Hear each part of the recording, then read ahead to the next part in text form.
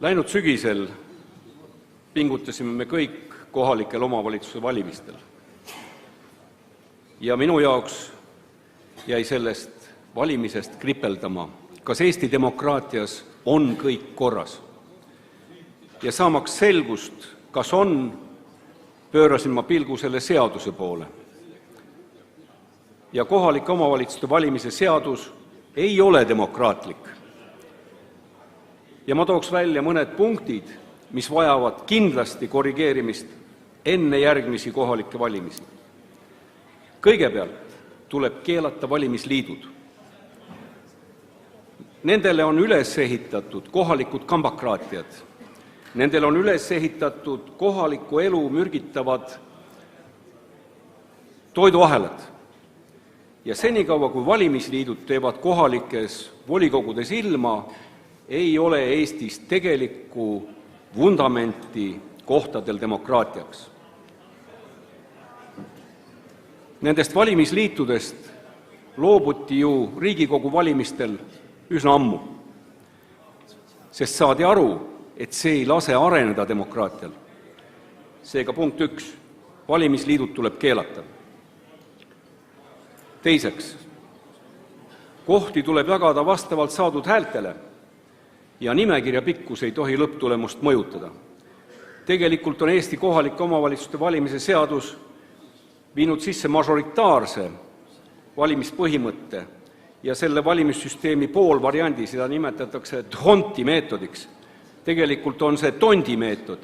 Sellega röövitakse ära erakondadelt hääled ja seda just valimisliitude poolt, kes on suutelised kokku panema ülipikki nimekirju ja nende arvelt võetakse maha erakondade hääli. Seda me nägime Otepääl väga hästi. See oli karm.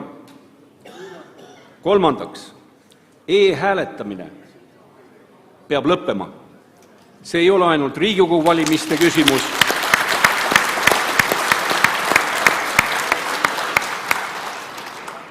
Ma kirjeldan teile seda, mis juhtus Otepääl.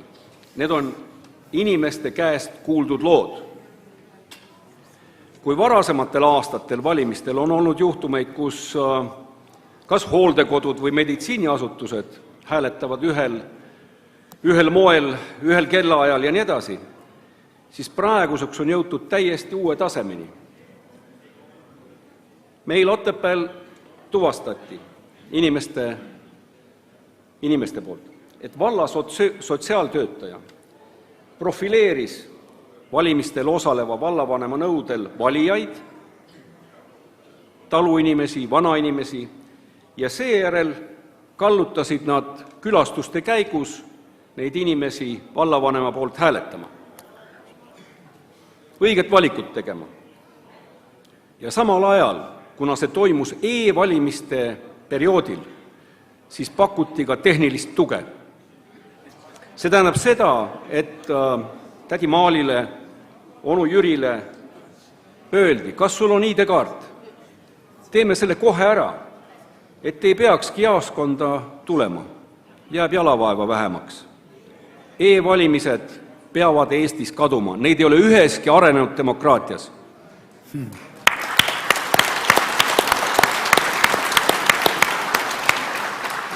Ja kõige olulisem punkt, ja sellest sõltub Eesti Vabariigi saatus. See on see, et kohalikel valimistel, nagu ka Riigikogu valimistel, saavad valida ainult Eesti kodanikud. Ülejäänud variandid tapavad meie riigil. Ma teeksin siin kõrvale põike. Ma olen viimased kuud jälginud väga tähelepanelikult seda, mis toimub Ukrainas. Ja on kohane tuua esile president Zelenski tähelepanek. Mõne nädala eest analüüsis ta sõjale eelnenud vaenlase õnnestustegevust Ukrainas. Ja äärmiselt suureks ohuks nimetas ta just nimelt majoritaarset valimissüsteemi kohalikel valimistel, mis oli ja on Ukrainas. Ja seda meetodit, selle läbi siis Ida-Ukrainas võimule trüginud võõrvõimu kummardajaid. Ning koos korruptsiooniga moodustus kohtadel iseseisvusele ja demokraatiale mürgine kokteil. Selle nimi on Vene maailm. Kokkuvõtteks. Eestis peavad kõigil valimistel olema samad põhimõtted, samad alused. Me ei saa lubada endale 2 riiki, 3 riiki, meil ei ole võimalik omada riiki Toompeal ühtedel alustel, Otepääl teistel alustel ja Narvas 3. alustel. Aitäh!